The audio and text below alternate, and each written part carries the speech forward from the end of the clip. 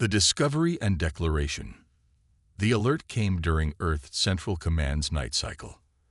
Admiral Kira Yamato had just drifted into sleep when her neural implant jolted her awake. Nova Olympus, humanity's most distant and promising colony, had gone silent. All communications ceased. No distress signals. Nothing. Nova Olympus represented humanity's proudest achievement, a self-sufficient colony of 450,000 people thriving on a terraformed world 40 light-years from Earth. Scientists, engineers, farmers, and their families had built a paradise that promised to become the blueprint for humanity's expansion throughout the galaxy. Status report, Yamato demanded, striding onto the command deck of Orbital Station Alpha, her uniform hastily donned. Lieutenant Commander Wei looked up from his console, his face ashen. Complete communication blackout, Admiral. We've tried all channels, emergency frequencies, quantum entanglement links. Everything. Launch immediate reconnaissance. I want the fastest vessel we have. The UES Peregrine, a sleek stealth scout ship under Captain Maya Chen's command, received priority clearance to depart within the hour. Chen was a veteran of the Mars Rebellion, calm under pressure and renowned for her analytical mind. As the Peregrine prepared for FTL jump, Chen reviewed the colony's last transmissions. Nothing unusual in their communications, she told her XO, Commander Jackson. Regular reports on crop yields, mining operations, standard colony business. Jackson nodded grimly. Whatever happened, it happened fast. The Peregrine emerged from FTL at the edge of the Nova Olympus system 5 days later. The sensor operator, Lieutenant Patel, immediately stiffened. Captain, extensive debris field in orbit around the planet. Magnify, Chen ordered. The main screen displayed fragments of satellites, defense platforms, and what looked like pieces of the colony's orbital dock. Chen's throat tightened. Life signs, she asked, already knowing the answer. None detected, Captain. Surface scans show total devastation. The colony's main settlement is gone. Drone footage confirmed their worst fears. Where Nova Prime, the colony's capital, had stood, only blackened earth remained. Buildings reduced to ash. Farmlands scorched beyond recognition. No survivors. Investigate for evidence. Full hazard protocols, Chen ordered, her voice steady despite the horror unfolding before them. The investigation team discovered partial sensor logs from the colony's defensive systems. The attack had been swift and methodical. Unknown vessels had appeared without warning, ignored all communication attempts, and systematically destroyed every structure and habitation pod. Ground-penetrating scans revealed that even the underground emergency shelters had been breached. In the ruins of the Colonial Administration building, they found something unexpected. A data core, partially intact. Lieutenant Rodriguez, their systems specialist, worked tirelessly to recover what information she could. I got something, Captain, Rodriguez reported hours later. A final transmission from Governor Elias Santos. The bridge crew gathered around as the damaged recording played. Governor Santos appeared, blood streaming from a cut on his forehead, smoke filling the background. This is Governor Santos of Nova Olympus. We are under attack by unknown alien vessels. They destroy our orbital defenses and are methodically targeting all settlements. An explosion rocked the recording. Santos steadied himself. They aren't responding to communications. Their technology far exceeds our defensive capabilities. His eyes hardened. If anyone receives this, they call themselves the Voraxians. They stated their purpose clearly before opening fire. Human worlds are to be purged for Voraxian expansion. Another explosion, closer. Remember us. Ensure this never. The transmission ended abruptly. Captain Chen stood motionless, absorbing the implications. Scan for any technological signatures, energy traces, anything that might tell us where these Voraxians came from. The science team worked for 2 days, sifting through debris and scanning the atmosphere. What they found chilled Chen to her core. residual energy readings, unusual radiation patterns, and microscopic biological markers, all alien, all pointing to a specific region of space. "We have a trail, Captain," Lieutenant Puttle reported. "Their propulsion system leaves distinct subspace distortions. We can track where they came from." When the Peregrine returned to Earth, the United Earth Assembly convened an emergency session. Representatives from every nation, orbital habitat, and colony watched in stunned silence as Captain Chen presented her findings. The Varaxians weren't just conquerors, they were exterminators. The debate that followed was brief. For the first time in recorded history, humanity stood completely united. Old rivalries and ancient grudges were set aside in the face of extinction. "We have one choice," Admiral Yamato addressed the assembly. "We fight, or we perish." The assembly voted unanimously for war. The Varaxian Threat Assessment Committee was formed immediately, with Captain Chen appointed as its operational director. "We estimate the Varaxians have at least a 5-to-1 technological advantage," Chen reported to the committee. "But we have numbers and industrial capacity. And now, we have purpose." Earth's industrial base transformed overnight. Shipyards that once produced civilian vessels now constructed warships. Research facilities redirected all efforts toward weapons development. The Unified Defense Initiative drafted billions of volunteers. Captain Chen found herself at the heart of humanity's mobilization. Her own loss, her sister Lion, and her family had been among the colonists on Nova Olympus, drove her relentlessly. She worked with scientists to develop countermeasures against Varaxian weapons, with strategists to craft battle plans, with engineers to design ships that could match the alien technology. "The Varaxians believe us weak," Chen told her staff during a rare moment of rest. "They saw Nova Olympus as an isolated outpost, easy prey. They have no concept of what they've awakened." 12 months passed. Humanity produced warships at an unprecedented rate. Mining operations throughout the solar system worked around the clock, harvesting materials for the fleet. The Mars shipyards alone launched 100 vessels daily. Jupiter's orbital factories mass-produced weapons systems that could theoretically penetrate Varaxian defenses. Admiral Yamato reviewed the fleet statistics with grim satisfaction. 700,000 warships, Captain Chen. From corvettes to dreadnoughts, the largest fighting force ever assembled in human history. Chen nodded, studying the holographic display. "And the Revenge." Yamato expanded the display to show a massive vessel unlike any other. "The UES Revenge will be our flagship, twice the size of any previous dreadnought, equipped with our most advanced weapon systems and defensive capabilities." "And you want me to command it," Chen said. It wasn't a question. "You found them, Captain," now promoted to Admiral Chen. "You tracked them. You know them better than anyone. The Revenge is yours." As the new fleet prepared for departure, Admiral Chen addressed the crew of the Revenge. 10,000 men and women stood at attention in the ship's main assembly bay. "You all know why we're here," Chen said, her voice carrying to every corner of the vast chamber. "The Varaxians believed they could exterminate us with impunity. They thought they were delivering a message of terror, but they fundamentally misunderstood humanity." She paused, looking at the faces before her, determined, resolute. "When threatened, we don't cower. We don't surrender. We unite, we adapt, and we fight back. The Varaxians wanted to teach us fear. Instead, they've taught us rage." The Revenge led the vanguard as the human armada jumped to FTL. Admiral Chen watched the stars blur into streaks of light, her hand unconsciously touching the holopendant containing an image of her sister's family. "We're coming," she whispered. "The counterattack and resolution." The human fleet emerged at the edge of Varaxian space 3 weeks later. Admiral Chen had divided the armada into 5 battle groups. The main force centered around the Revenge, with 4 flanking groups positioned to respond to threats from any direction.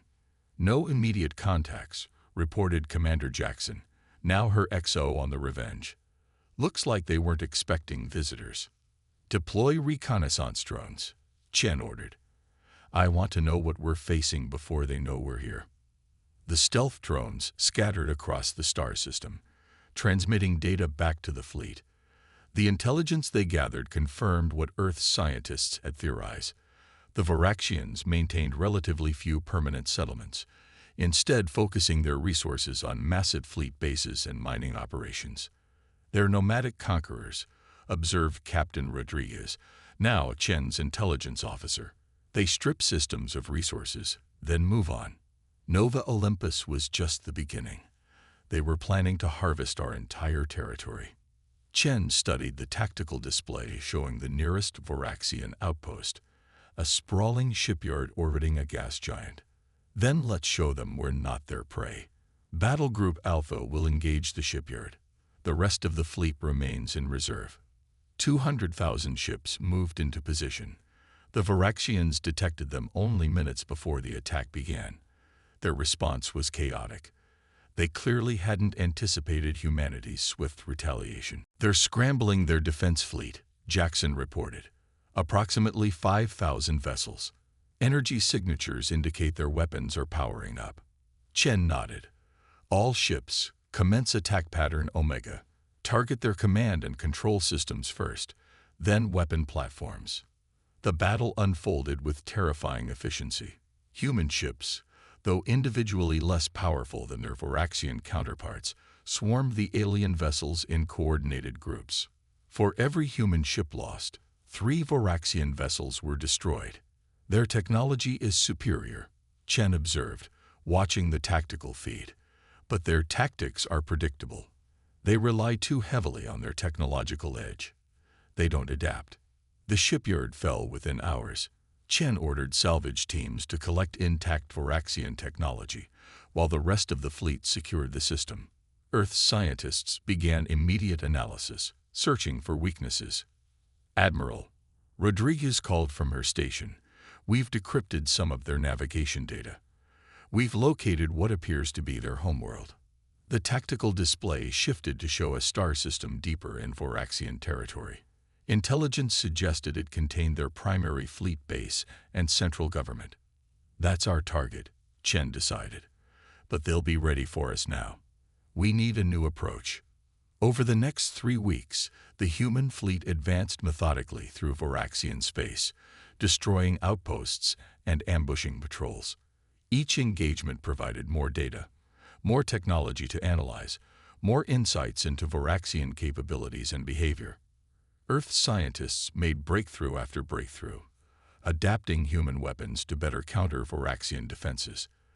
The Revenge underwent continuous modifications, incorporating captured technology into its systems. As they approached the Varaxian homeworld, resistance stiffened. The aliens had consolidated their forces, assembling a defensive fleet that outnumbered Chen's vanguard. They're learning, Chen noted with grudging respect. They've adjusted their formations to counter our swarm tactics, Jackson nodded grimly. Casualty projections for a direct assault are significant. Chen studied the tactical display, considering options. After a moment, she smiled. We won't give them the direct assault they're expecting. Signal battle groups Bravo and Charlie to position themselves behind the system's star. Delta and Echo will create a diversion at these coordinates. The Revenge will lead a specialized strike force directly to their homeworld. The plan worked better than anticipated. While the Varaxian fleet engaged the diversionary forces, the Revenge and 50 specialized assault vessels slipped past their defenses, using the star's radiation to mask their approach. As they entered orbit around the Varaxian homeworld, Chen was surprised by what they found. Instead of a thriving planetary civilization, sensors detected a dying ecosystem. The surface was dotted with massive environmental regulation facilities, desperately trying to maintain habitable conditions. Their world is dying, Rodriguez reported, analyzing the data. Atmosphere toxicity increasing yearly, severe resource depletion, radiation levels rising. According to these readings, the planet has less than a century of habitability remaining. Chen frowned. That's why they attacked us. They're not just conquerors. They're desperate for new worlds. Before Chen could process this revelation, the Varaxian High Command opened communications. Their leader, a towering figure with iridescent scales and multiple eyes, appeared on the main view screen. "You have proven unexpected." The translator rendered the alien speech. "No species has ever followed us home. You slaughtered our people." Chen replied coldly. "Did you think we would simply accept extinction?" "It is the way of the universe," the Varaxian stated. "The strong survive. The weak perish. We have conquered 100 worlds." "And yet your own world dies," Chen responded. "That's why you attacked us. Desperation, not strength." The Varaxian paused, its alien features unreadable. "We require new territory. Your worlds are suitable." "There were alternatives," Chen said. "You could have communicated, negotiated, proposed coexistence. Instead, you chose extermination."